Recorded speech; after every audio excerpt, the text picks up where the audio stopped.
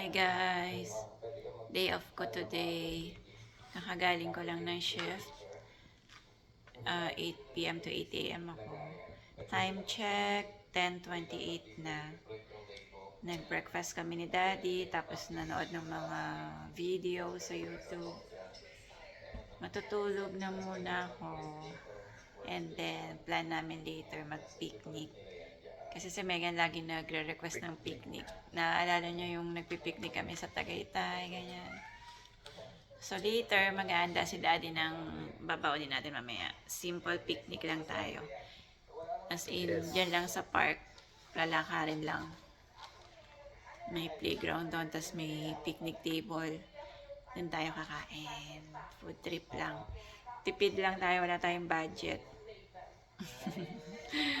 Noodles lang. Tipid muna tayo.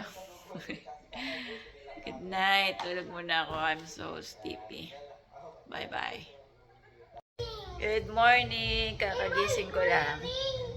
So, nag-prepare na si Daddy ng ating pang-picnic. We are picnicking. I my Jimmy. Excited sila mag-picnic. Daddy, may chicken nuggets sa kids. Brown rice. What's this? I think we are doing Oh, wow. Roasted chicken because from air fryer and kiwi and apple. Wow. Wow, wow, wow. it's Saya. Okay, let's go picnic. I'll just fix your hair, guys. You're so strong.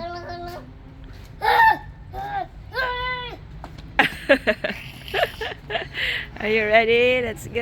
Let's go. Yeah.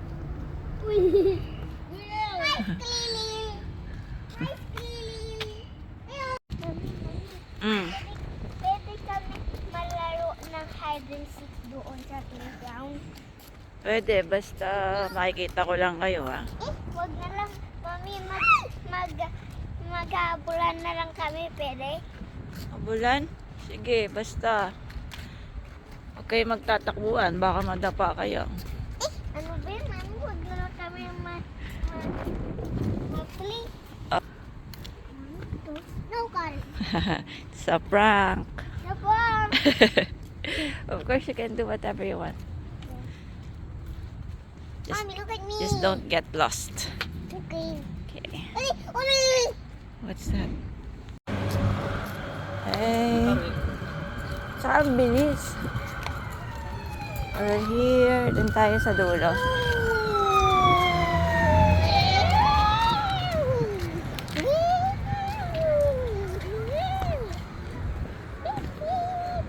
Tayo dumaan sa ano?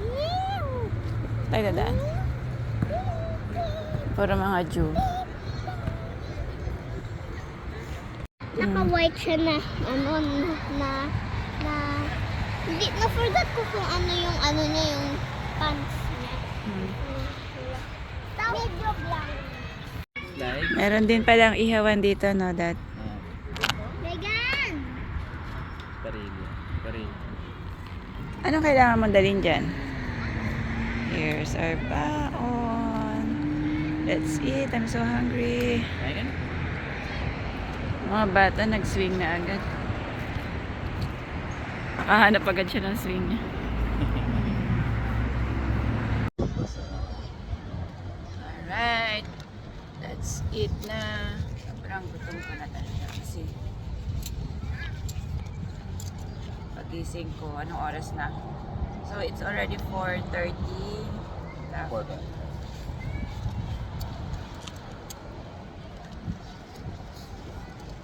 Mga bata, mamaya na natin pakainin. Tayo muna. Thank you, Daddy, for preparing this. Nahirapan ka ba mag-prepare? Hindi naman. Ano lang yan, air fryer lang. Ah, walang oil. Wala naman masyado. So, kamusta ka naman, Dad? Ikaw ang aambushin natin ngayon si Daddy. Siya ang natin. I-interviewin natin. Ano to? Ano ba yan? Hindi scripted. So, ilang ka na dito, Dan? Nung dumating ka, ilang buwan ka na? Siguro mga magto 2 months. Naririnig ba? Lakas mo. Magto 2 months na. So, in 2 months, ano mo? Anong routine mo dan? Mula nang dumating ka? Routine, ano lang. Gising, luto, tapos paligo. Yan lang, Ikaw ang linis, konting linis. siya ang hands-on sa mga kids, tsaka sa food namin. Dahil happy talaga ni Daddy magluto. Kahit nung nasa Pinas pa kami, kahit nag-work siya noon, siya talaga tagaluto. Kasi na-enjoy niya magluto. Ako naman, nagluluto pero hindi ko siya ma-enjoy. Ano siya sa akin. Task to accomplish. Pero kung walang gagawa, kaya ko naman magluto. Pero dahil swerte at nandiyan si Daddy, at masarap magluto si Daddy, mana kaya no, Lola Gors. Talaga. I'll make sure na masarap yung luto, hindi yung basta lang makaluto.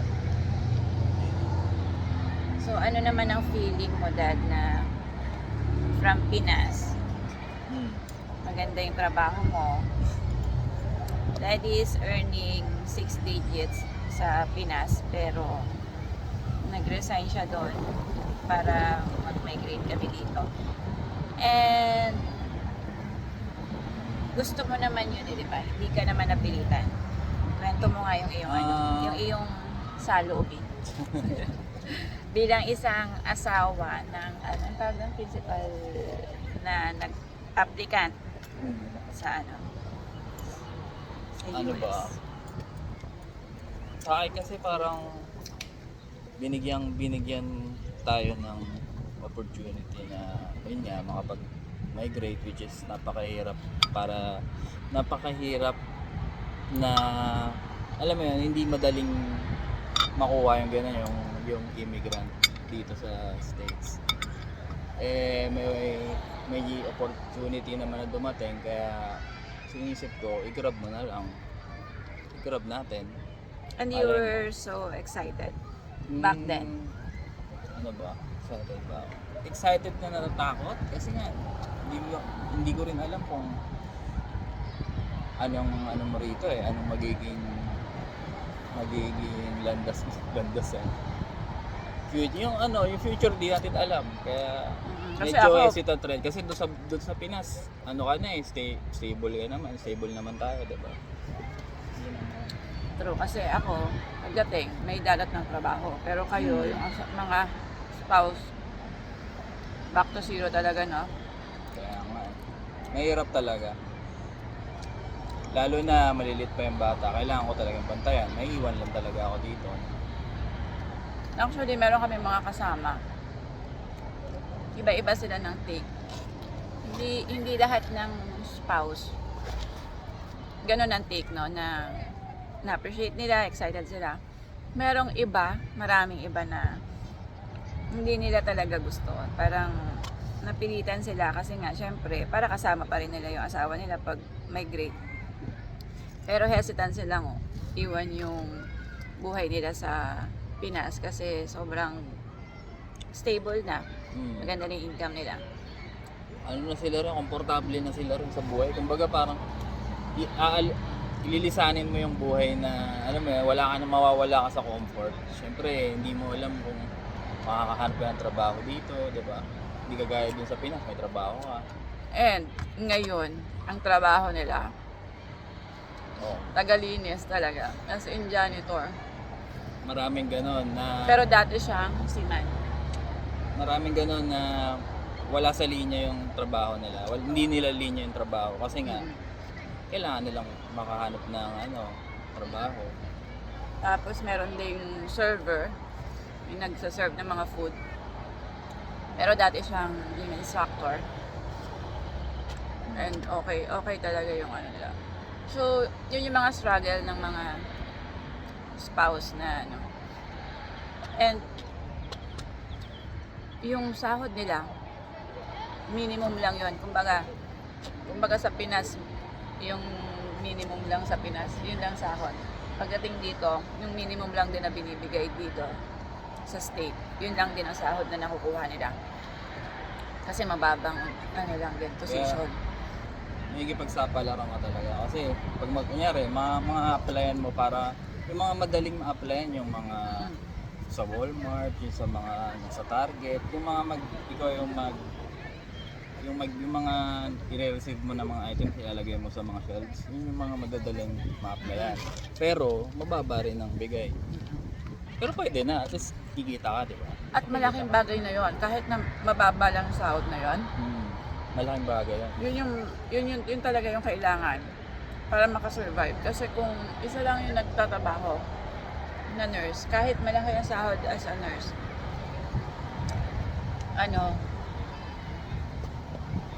sapat lang siya pambayad ng expenses. As in, walang extra. Walang extra. Ako yung sahod ko na walang OT, sapat lang siya sa expenses.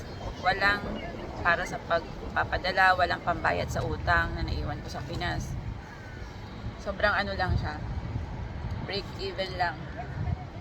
Kaya kailangan talaga ng extra. So malaking bagay kahit mababa lang yung makukuha sahod ng asawa. Malaking tulong siya. Siya yung magiging extra na pangbayad sa lahat ng gusto mo. Pwedeng pang-ipon or pang gala. Ganyan. Ang bayad utang, padala sa Pinas. Yun, doon kukunin yun.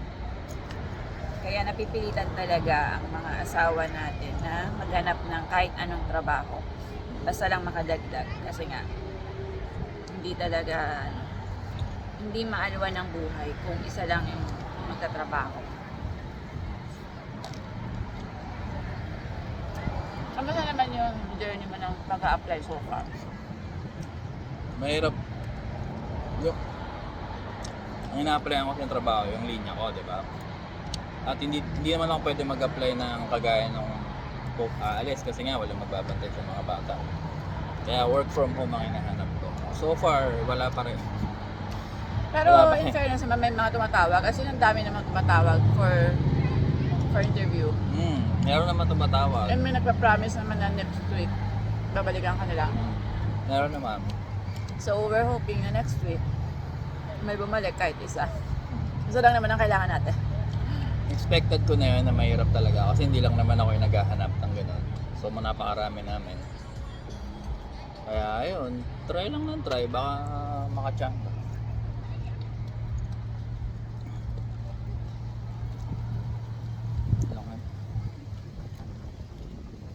Hindi ka pa naman tinatamaan ng ang tawag doon, homesick. Homesickness.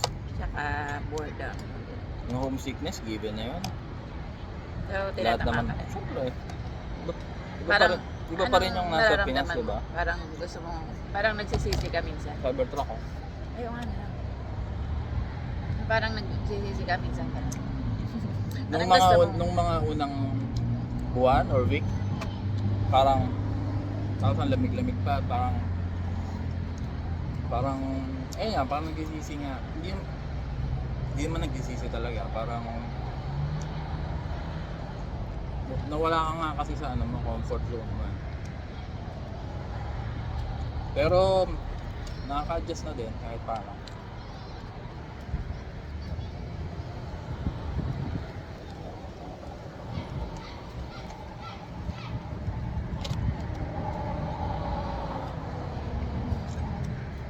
Kaya ngayon, off ko. Naisip ko, gala kami, ganyan. Kaso, walang budget, kaya na lang, Oh, picnic na lang. Pap. Why?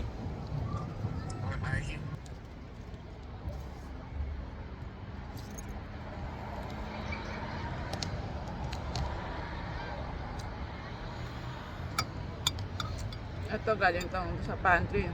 May na-marinate ni Daddy na sarap na timpla ngayon. Anong marinate mo dito, Dad? Pinoy style, lagyan mo ng ketchup, toyo, lime, asukal. Yun lang. Tapos air fryer, ilang minutes? Siguro mga 25 minutes na 370 pa. 370, oh hindi, 380 Fahrenheit. Tapos baliktad rin mo lang. Ang sarap. Binala ng sausawan. Pero gusto ko pala yung sibuyas. Oo nga, nabila na ako. Maya, pag nandun.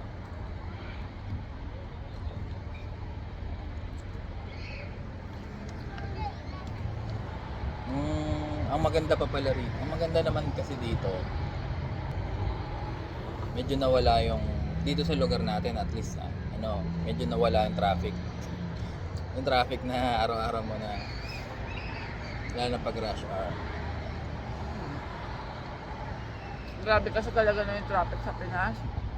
Lalo na pag bandang bare months. Hindi ko makalimutan yung Laguna to Santa Rosa, Laguna to Antipolo ba yun? Hindi, Antipolo. 5 hours. Ako, ang namimiss ko lang naman talaga sa Pinas yung family, friends, loved ones, yun.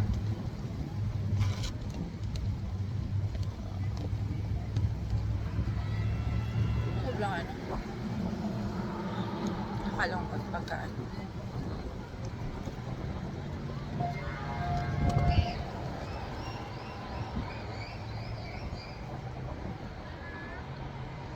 Ganda ng panahon. Maaraw pero hindi mainit. Hindi rin malamig. Mahangin. Love this.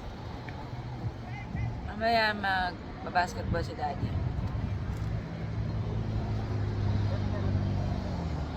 Sa kabila. Ang dami naglalaro. Sa kabila, wala.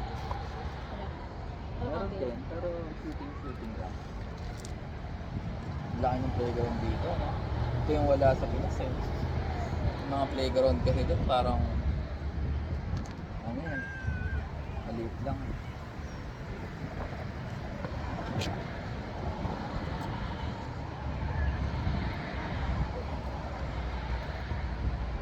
So ano naman ang napapayo mo sa mga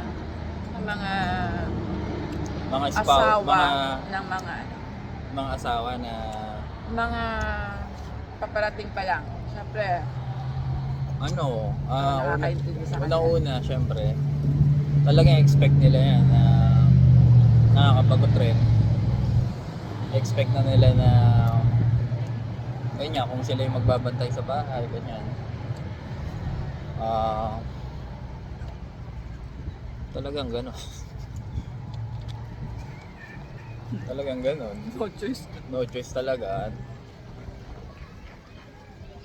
Pero kung kunyari, i-plan na lang na kung gusto niya talaga magtrabaho, pwede naman. Tataon na lang dun sa off ng asawa niya. Yung iba ganun ang ginagawa, di ba? Pagka off nung isa, siya naman yung papasok as part-time. Pwede naman yun.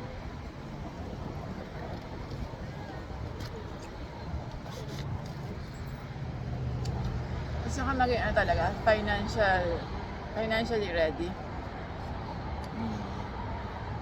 Mas maganda talaga wala kang naiiwang bayarin sa Pinas. Maganda talaga pagdating nyo rito, walang utang. Kasi, sapat lang yung kikitain mo dito. May stress ka kapag madami kang extra bayarin. Pero kung yung sweldo mo lang naman, tapos wala ka talaga ibang binabayaran, ayun naman eh, diba? Lalo na nga kung nakikishare eh. Marami dito mga nakikishare ng apartment. Yun ang sa umpisa siguro pwedeng option. Lalo na kung sa mga single. Talaga nakikishare talaga sila. Malaking tulong yun. May extra ka na agad kasi syempre half lang babayaran mo sa apartment. Half lahat sa expenses. So, yon ang ating ambush interview kay Daddy.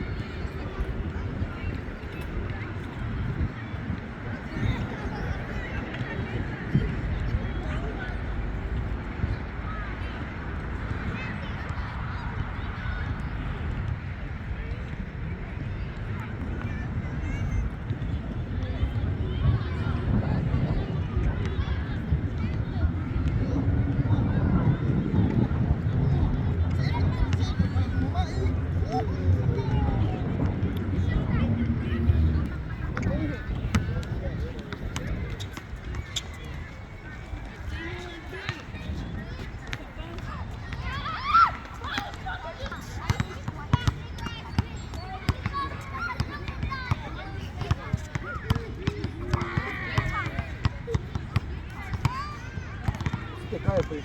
Vamos, arriba, arriba. Ahí. No, nada. Tómalo, tómalo.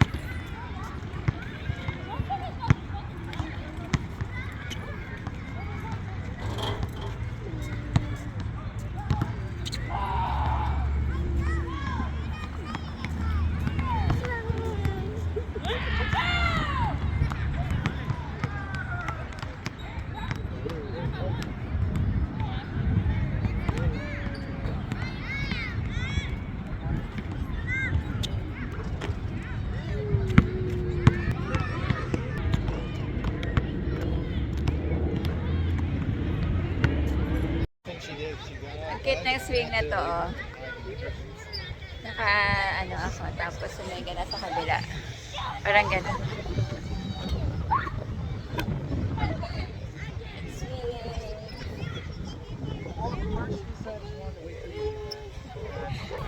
She like spent like 20 minutes. Whee! Makasi pa.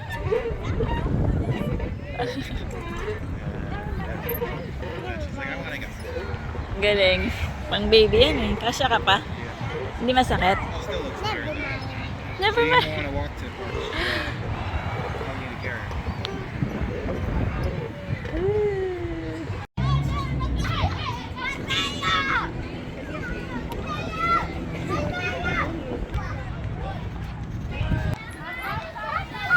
Whee! Uh-oh. So scary? No. Not really? Okay. Here, mommy, here. Woo! It's so fun. Go. Careful. Ooh, that's so fast. Okay, careful. Feeling ko pwede ka na mag-military. What? What?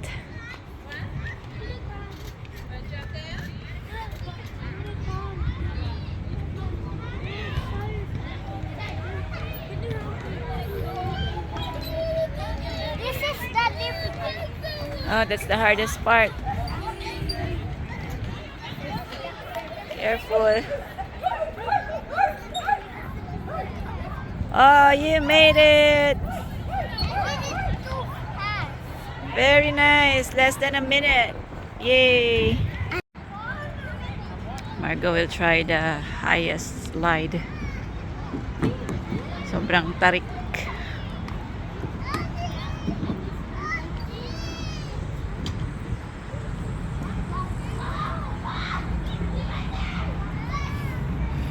Bakit naman kasi pag ganito to? Whee! You made it! Not bad.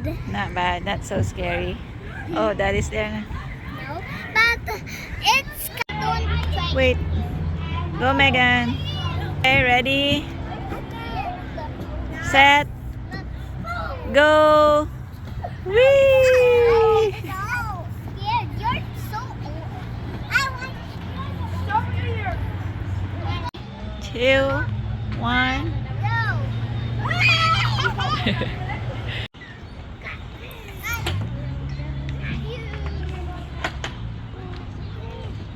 Margo, wait.